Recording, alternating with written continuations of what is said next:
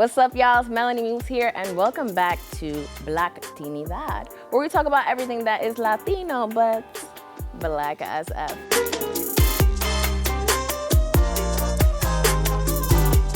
One of the perks of being Latino is that you get to speak two languages. And every time someone finds out that I'm actually Latino, they always want me to speak Spanish because they think, sounds so romantic. No, I'm not gonna speak Spanish for you. Something else that's really romantic is poetry, right? You always want someone to write you a love poem. And so today's episode, we're gonna speak about Black Latino poets. And the thing that I love about Black Latino poets is that their poems are not necessarily romantic all the time. They're usually very political, and I love it. First and foremost, we're gonna speak about someone who shares my birthday, Julia de Burgos, born on February 17th, remember that date because it's my birthday, 1914. She was a Puerto Rican poet and a Puerto Rican nationalist. She advocated for civil rights for women, African Americans, and Afro-Caribbean people. She influenced the poets of the New Rican movement, including Victor Hernandez Cruz, Giannina Bracci, and Pedro Pietri. Many schools, public parks, cultural centers are named after her, including the Julia de Burgos Cultural Arts Center in Cleveland and the Julia de Burgos Latino Cultural Center in New York, and Julia de Burgos Park in Chicago. She very famously wrote, "I am black, pure black, kinky hair and kaffir lips, and flat Mozambican nose." Now we're gonna talk about Tato Laviera. He was a renowned New Rican poet. An obituary for Embassy Latino describes him as one of the greatest representatives of the New Rican movement. Born Jesus Laviera Sanchez in Santurce, Puerto Rico, to a philosopher and a writer, he moved to New York City at the age of 10 with his family to reside in the Lower East Side. Throughout his life, he was involved in various human rights organizations, even left his pursuit of a college education at both Cornell and Brooklyn College to focus on social causes. Shifting between English and Spanish in his poetry, Laviera addressed themes of immigration, history, and transcultural identity. One of my favorite poems by Tato is I Am Marican. I Am Marican is one of Tato Laviera's best known poems, an affirmation of the New Rican experience grounded in the same tension that has persisted into the present, a country, the United States, at odds with the definition of who and what represents America. We gave birth to a new generation. American. It salutes all folklores, European, Spanish, English, Black, and anything else imaginable. Last but certainly not least, we have Felipe Luciano. He's the founder and chairman of the New York City chapter of the Young Lords and a member of the original Last Poets, an advocate for inter-ethnic communication and the host of Street Talk. He's won 2 Emmys for reporting and was America's first Puerto Rican television anchor. He has committed his life to community empowerment, ethnic pride, and civil rights. That commitment has led to many important changes in politics, culture, and society in New York City.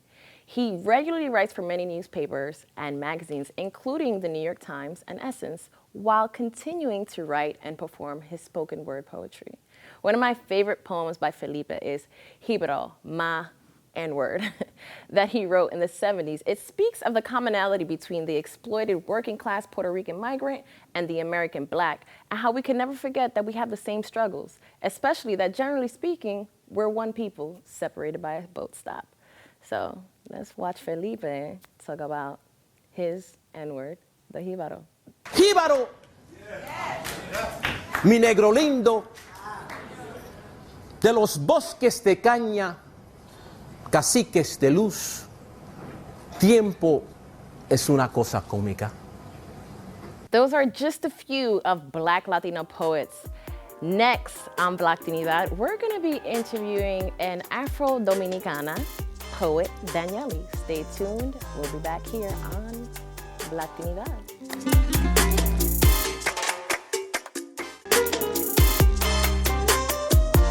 Hey, what's up, y'all? It's your girl, Melany Moves. We're back here on Blacktinidad. Our guest today is a poet, and her name is Danyeli. Danyeli, how are you, baby girl? I'm doing okay. How are you? I'm great. It's Friday. So I always like to start off interviews with people just like introducing themselves and telling the audience who they are and what they are, and just give the audience a little bit about yourself. I'm Danyeli. I am a writer and spoken word artist from the Dominican Republic. I grew up in the Bronx, New York, and I moved to LA 2 years ago. And I've just been out here performing everywhere I can and getting used to LA living. Nice. So let's talk about, your journey becoming a writer, a poet, and a spoken word artist. Like, what kind of led you to those things? I was undocumented for a long time, for most of my childhood and teenage years. So when I got to college, I began organizing and doing public speaking to advocate for immigration reform, for the DREAM Act. So I kind of got a passion for public speaking through that. But essentially, after I graduated from college, I always loved spoken word. I feel like spoken word was one of those things that kind of like you listen to and you go to shows, but like I never saw myself on stage until one day, right after this country voted Trump in, and I began to write about my story, my mom's story, my family's story, and they became spoken word pieces. So shortly after Trump's inauguration in 2017, I performed for the first time in New York Poets Cafe in New York, and I've been performing ever since. It was a way to like create awareness, but it was also a way for me to heal and to be able to share my story in a way that would make others connect with me and also raise awareness around the issues that were important to me at the time. Nice. That's so cool. Like, earlier on the show, we were speaking about other Afro-Latino poets, and we spoke about Julia de Burgos, who inspired a lot of the poets in the Nuyorican movement. And then we spoke about Tato Laviera and Felipe Luciano, who are also very much a part of the Nuyorican movement. The Nuyorican Poets Cafe is one of my most favorite places to go. Like, if I'm in New York, it's a Friday night, yep, I'm going to the Nuyorican because the open mic nights on Friday nights are like amazing. I always have a great time there. I was super proud to be there. And, I'm Nuyorican, so you know what I'm saying? To be yep. And it was also a way just to like find other artists and find like people's work that were like dope as hell. And people will like visit New York Poets Cafe from all around the country too. It wasn't just New Yorkers. So it was just really dope to see it. And like the competitions were dope. It was just a good vibe overall. Yeah, the slams were, you're sitting there like, ooh. Oh. Yep. Feeling it. All day, getting into the feels.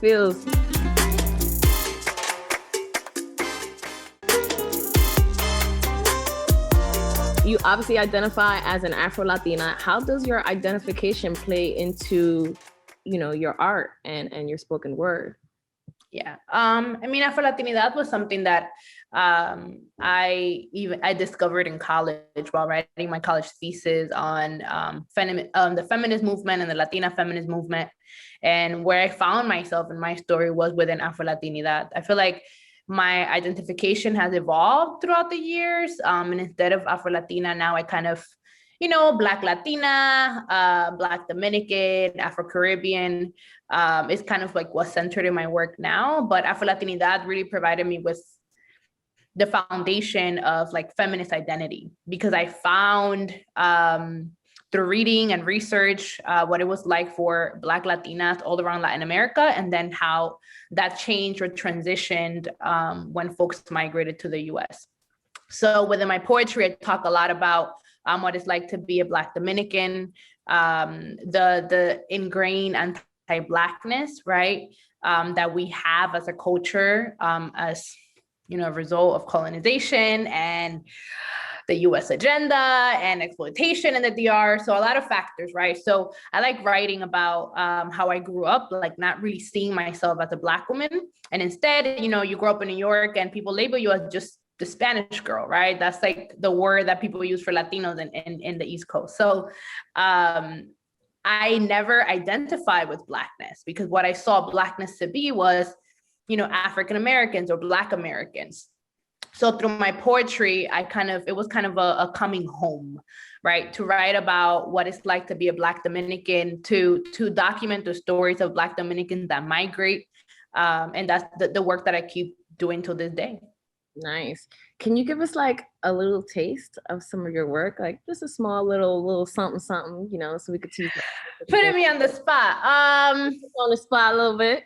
I think, I mean, what do you want to hear? I love what you spoke about right now in terms of like finding your identity. And I also think that that's something very common amongst Black Latinos, especially on the East Coast, amongst Puerto Ricans, Dominicans, where we have to find our identity within our Blackness, because it's just not something that is, you know, spoken about or, you know, heralded or anything like that until there are things to be proud of within the Blackness and Latinidad, which is why we have the show. So if you could maybe do a little something from that piece in terms of like how you're finding your identity within your Blackness. Okay, so I guess I'll read a poem that I wrote about or for my dad, right? I grew up with like a darker dad than even I am, right? Darker skinned dad. And for a long time, he didn't embrace his Blackness, and maybe till today. So I wrote a poem at the time to document what that was like and also to reclaim my Blackness. So the poem goes like this. It goes, Dominican racism and patriotism are the perfect couple. Cupid, US imperialism. Trujillo, the perfect priest, married them in Haitian blood and called them beautiful. They danced bachata dressed in white and changed the last name to social class. They killed Yoruba ancestry. With Spanish Bible verses y Colon churches, they built a home on Taino land and used Perejil as a bodyguard. They slashed over 10,000 lives and justified genocide.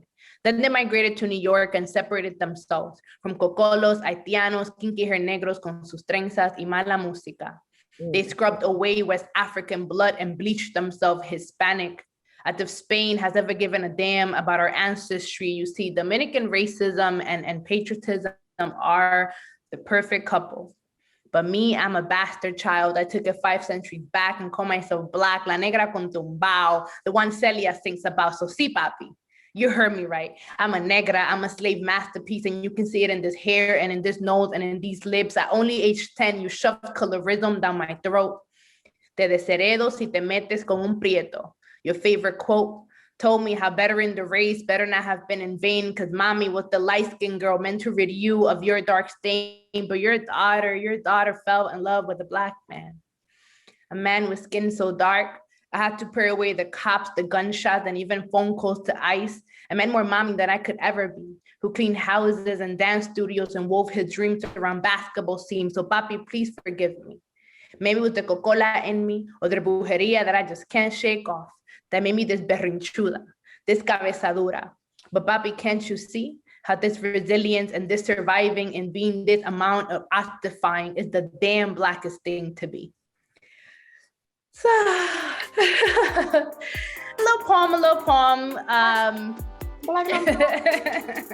Oh, that was dope. That was dope. Wow, that was amazing. I can't wait to see even more of your work.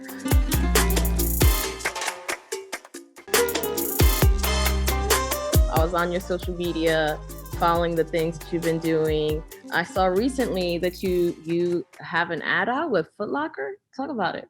Yes. So my homegirl, Zoila from Word Agency, brought me onto the project, and they were commemorating Daughters of Immigrants. It was a collaboration with Daughter of an Immigrant, an amazing brand created during Trump's election, right? When he was campaigning on the backs of like xenophobia and like calling Mexicans drug dealers and rapists and all of that, right? So they created this brand to commemorate, right, immigrant stories, right, and to uplift immigrant narratives. So they did a collaboration with Foot Locker, and my homegirl Zoila brought me on, and I got to write a really dope piece about immigrant women, right? And I was raised with like predominantly women, like my mom, my aunt, my godmother were all single mothers who like raised each other's kids on some like co-parenting type thing that like we don't speak about often, but that happens so often within like Latino and immigrant households. Mm-hmm. So I wrote a poem commemorating them, and it was, you know, Foot Locker took it on, and it was a very beautiful project featuring other women that were also immigrants or daughters of immigrants. So, yeah. That's dope. I see that you have a passion, obviously being an immigrant and having that type of experience. You also give back. And why don't we talk about your organization? You're organized for Indaku Black Network. Yeah, Undocu Black. So Undocu Black is a multi-generational network, and they do a lot of advocacy work grounded in community wellness and community mental health for Black migrants. So the network is made up of formerly undocumented Black immigrants and currently undocumented Black immigrants from all around the world. So something that we see in the mainstream immigrant narrative is that a lot of the stories are monoliths, right? It's like Central Americans or Mexicans that are migrating through the southern border, but there's rarely any other discussion about the way that Black migrants are affected. Black migrants being undocumented, Black people being undocumented overall, right? And the struggles that they face or that we face because of the intersection of like mass incarceration and then mass deportation, right? So Black immigrants are disproportionately affected by the immigration movement because they're usually frisked or have negative interactions with police that end up placing them in deportation proceedings or completely bars them from ever receiving a green card. So a lot of the work that we do at Undocu Black is uplifting those stories and also centering the mental wellness of our network and our members. Wow, that's beautiful. That's beautiful. And also you are a co-host at Loose Accents. Talk about Loose Accents. Yes. So when I moved to LA, I noticed that the immigrant narratives were very different. I grew up in New York, and in New York, what you see is Dominicans, Puerto Ricans, Jamaicans, Trinidadians, like the Afro-Caribbean population and the migrant population in New York and the Northeast is heavy, right? That's where usually we migrate. So moving to LA, it was kind of a culture shock to me to see that a lot of people were completely unaware, one, of like the Afro-Caribbean, right? Of Black migrant narratives, and also like even where I was from, like a lot of people didn't even know where Dominican Republic was. So in that shock, right? I linked up with a homie that I met, Ernesto, who ended up being my co-host. And we decided to create a podcast where we would center or discuss the similarities and differences of like immigrant narratives in the East and the West Coast. And kind of like bridging that gap and highlighting the holes that were present within the immigrant narrative in the mainstream level. Nice, that's dope. You do so much amazing work on top of being creative, giving back to your community and making sure that you have a voice for unfortunately the voiceless. These are the stories that need to be told. These are the stories that need to be amplified because they're just as important as the other narratives that exist within the spectrum of Latinidad. So I commend you.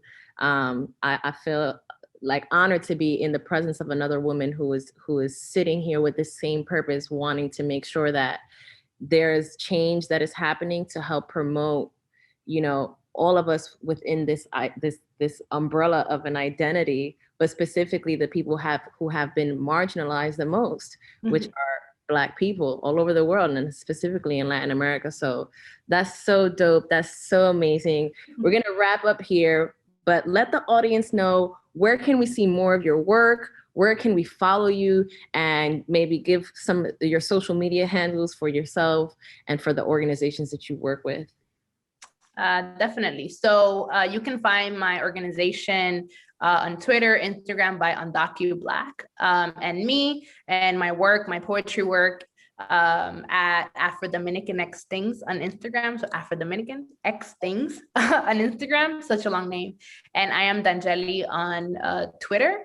And also my website, just like my name is not that common. So you can type my name up on Google and I'll probably be the only one that comes up. Yeah, that's where you can find my work. And, you know, watch out. I'm currently working on a film project that will center Black Dominicans that take yolas to Puerto Rico to try to get to the US. We were speaking about it earlier. And those are the narratives that I'm like focused on uplifting now. Afro-Caribbean that like are now going across the ocean or have been going across the ocean for decades to Puerto Rico to try to make it to the US or stay in Puerto Rico. So yeah, dope and that's so amazing. So honored to have you here as a guest. Thank you for joining us again.